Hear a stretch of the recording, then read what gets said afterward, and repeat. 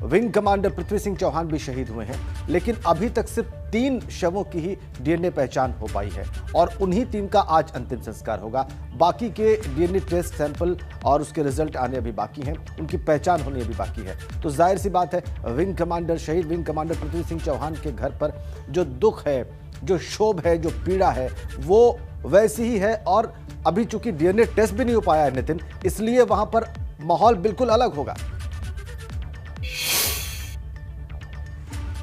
देखिए, बिल्कुल माहौल बिल्कुल अलग है, लोग गमज़दा हैं।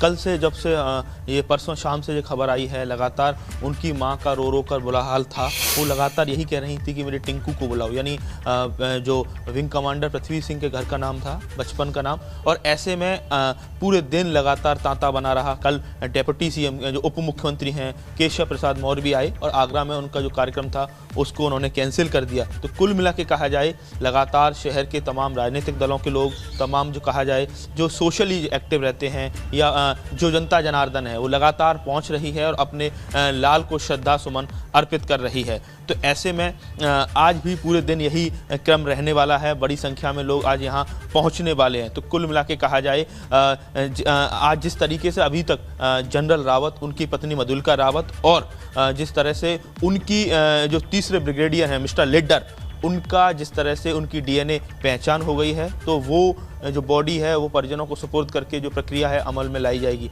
लेकिन बाकी जो कहा जाए 10 लोग हैं, उनका जो डीएनए है, वो जो डीएनए आइडेंटिफिकेशन है वो ऑन प्रोसेस है। और ऐसे में अभी इसमें समय लगेगा और उसी के बाद इस पूरी जो कहा जाए अंतिम संस्कार की जो प्रक्रिया है वो इसको अमल में लाई जाएगी, उनको परिजनों को सुपुर्द किया जाएगा। पृथ्वी सिंह की जो माँ है, उनकी एक बहन है, वो इस समय दिल्ली में है, उनके और भी कुछ रिलेटिव दिल्ली में है।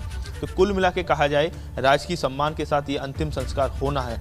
लेकिन जब देरी इस बात के लिए रहेगी क्योंकि जो डीएनए के जरिए जो पहचान होगी, क्योंकि ये इतना भीषण हादसा रहा है, तो तमाम तरह से कहा जाए बहुत ही बुरी स्थिति में चूँकि लोगों के पार्थिव शरीर रहे, तो इसलिए जो पूरी डीएनए की प्रक्रिया के बाद ही शव परिजनों को सुपुर्द किया जाएगा। लेकिन ये ज़रूर है कि पृथ्वी सिंह अपने परिवार में पूरी तरह से एकमात्र ऐसे फौजी थे, एक आर्मी सैनिक। बिल्कुल, आप आगे की बात बताइएगा नितिन, आप आगे की बात बताएं। उससे पहले ये ज़रूर जानना चाहेंगे हमारे दर्शक कि नितिन, वहाँ पृथ्वी सिंह चौहान के घर से कौन गया है दिल्ली, जो वहाँ पर जाके सारी प्रक्रिया का हिस्सा बनेगा, जिसके सामने बताया जाएगा कि डीएनए टेस्ट या सैंपलिंग हो गई है और ये है शहीद विंग कमांडर पृथ्वी सिंह चौहान का पार्थिव शरीर। इसके लिए कौन दिल्ली गया हुआ है?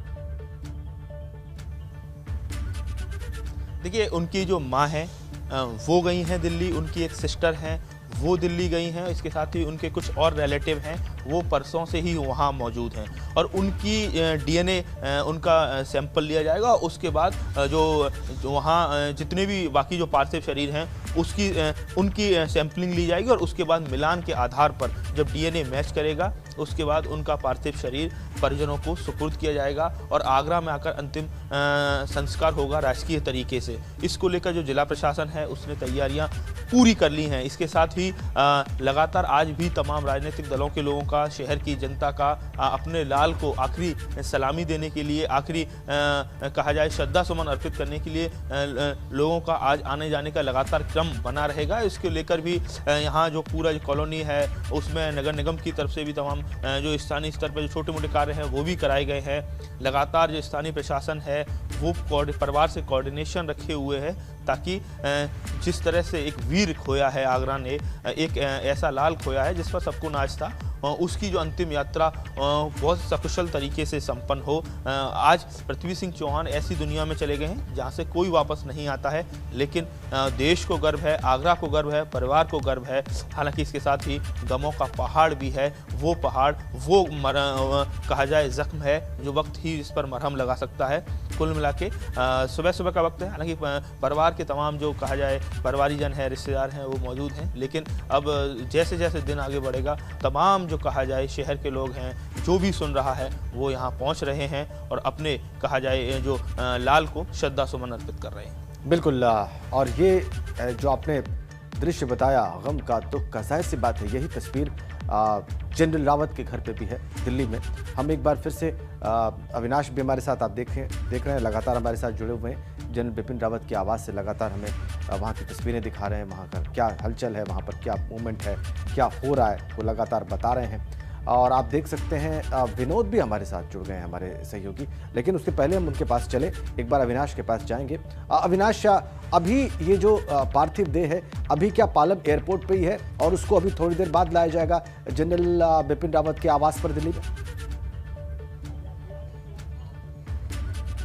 बिल्कुल राजेंद्र, अगर बात करें तो तकरीबन 10 बजे का वक्त है जब यहाँ पे पार्थिव देह को लाया जाएगा। उसके पहले जो भारतीय सेना है वो तमाम सारी तैयारियां कर रही है कि जो कि उनके सर्वोच्च कमांडर का यहाँ पे निधन हुआ है, दुखद निधन हुआ है। उसके बाद से लगातार पूरा देश शोक में डूबा हुआ है। ऐसे में भारतीय सेना भी अंदर पूरी तैयारियां कर रही है। एक बार फिर से तस्वीरें दिखाएंगे। सेना के जो ट्रक हैं वो सुबह से यहाँ लगातार आ रहे हैं और सेना ने पूरी अपनी अंदर तैयारी कर रखी है और भी तमाम सारी तैयारियां कर रही है, क्योंकि काफ़ी ज़्यादा संख्या में लोगों के आने की संभावना है। उत्तराखंड समाज के भी काफ़ी सारे लोग दिल्ली में रहते हैं जो यहाँ पे आकर श्रद्धांजलि अर्पित करेंगे। इसके अलावा उत्तराखंड के मुख्यमंत्री पुष्कर सिंह धामी, उत्तराखंड के पूर्व मुख्यमंत्री त्रिवेंद्र सिंह रावत और उत्तर प्रदेश के मुख्यमंत्री योगी आदित्यनाथ भी यहाँ पे आएंगे। तो ऐसे में न सिर्फ आम लोग बल्कि कई सारे गणमान्य लोग भी यहाँ पे आके अपनी अंतिम श्रद्धांजलि सीडीएस जनरल बिपिन रावत को देंगे। ऐसे में वो तमाम सारी तैयारियां की जा रही है। सेना के जो पुलिस के जवान हैं वो तमाम सारे जवानों को लगाया गया। इसके अलावा अगर बात करें तो कई सारे अफसरों को भी लगाया गया है तमाम सारी तैयारियों की देखरेख के लिए। इस पूरे मार्ग पे अभी बैरिकेड लगाए जा रहे हैं। कुछ देर के बाद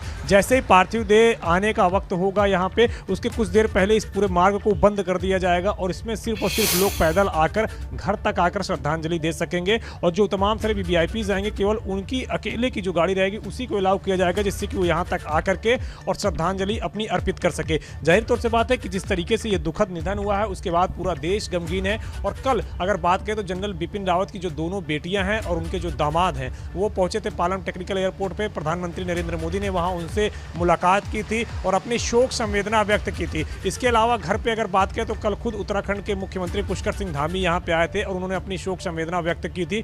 उत्तराखंड के पूर्व मुख्यमंत्री त्रिवेंद्र सिंह रावत भी यहाँ पे आए थे, उन्होंने भी अपना शोक संदेश यहाँ पे दिया था। और इसके साथ साथ तमाम तरह जो भारतीय सेना के अधिकारी हैं वो लगातार यहाँ पे आ रहे हैं। लगातार जो मुलाकातों का सिलसिला है, जो शोक संवेदना व्यक्त करने का सिलसिला है वो अभी भी जारी है। तमाम तरह जो लोग हैं वो यहाँ पे आ रहे हैं, अपना शोक संवेदना व्यक्त कर रहे हैं। और जो उनकी दोनों बेटियां हैं वो भी घर के अंदर मौजूद है। परिवार के तमाम सारे जो रिश्तेदार हैं वो भी आ चुके हैं। अगर बात करें तो मधुलिका रावत के भाई भी यहाँ पे आ चुके हैं और उनके परिवारजन भी आ चुके हैं। तो सभी लोग अब यहाँ पे आ चुके हैं और जो सभी रिश्तेदार हैं वो अभी घर के अंदर ही मौजूद हैं। तैयारियां यहाँ पे की जा रही है। जैसे ही 10 बजे पार्थिव शरीर को यहाँ पे लाया जाएगा, जो हिंदू रीति रिवाज के अनुसार अंतिम क्रिया की जाती है वो सारी क्रिया यहाँ पे की जाएगी। उसके बाद 2 बजे के करीब अगर बात करें तो यहाँ से पार्थिव देह को आर्मी के जो बाकायदा ट्रक होते हैं उसमें रख के और उसके बाद फिर अगर बात करें तो दिल्ली कैंट का एरिया यहाँ से तकरीबन 15 किलोमीटर का पड़ता है, वहाँ तक ले जाया जाएगा। और फिर वहाँ पे अगर बात करें तो बरार स्क्वायर जो अंतिम शव दागृह है वहाँ पे, तो वहाँ पे फिर ले जाके अंतिम संस्कार किया जाएगा।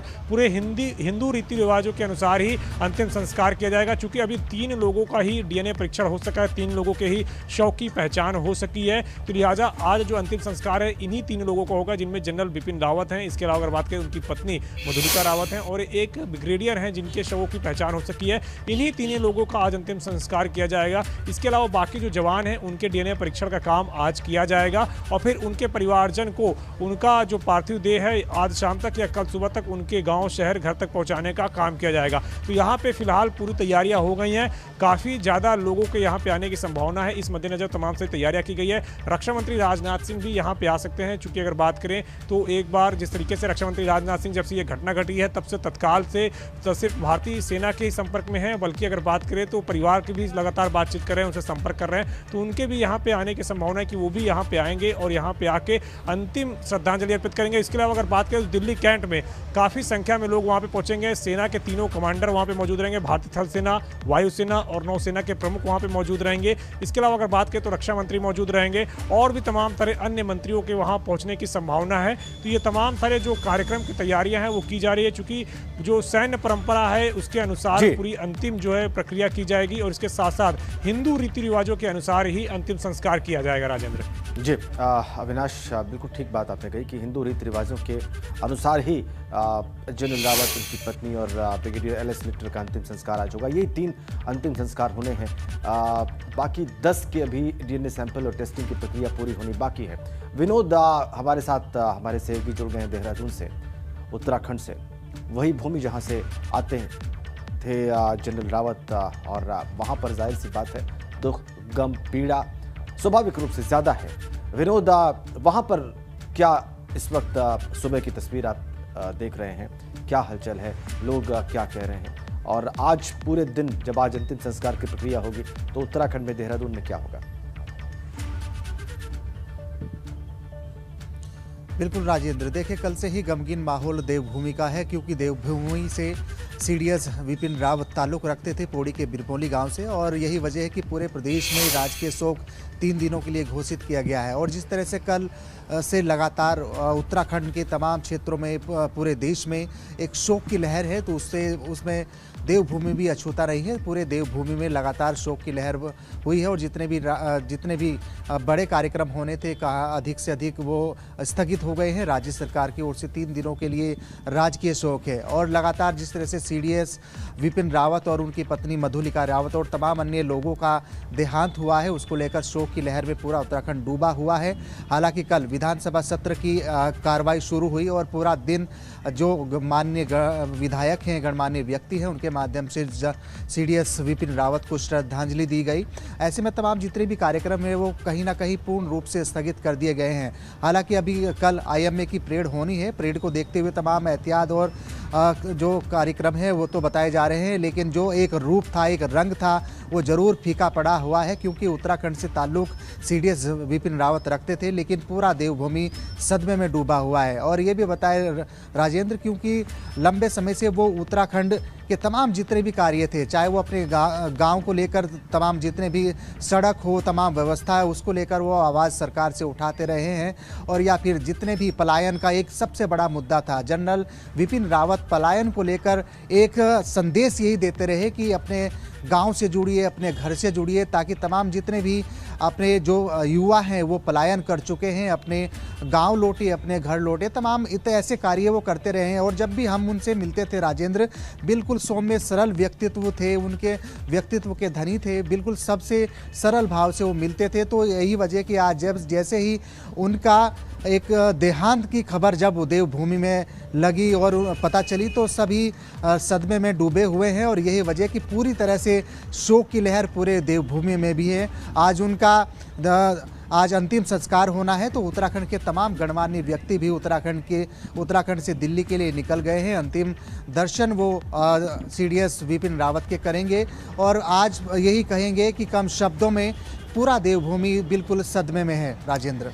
बिल्कुल विनोद।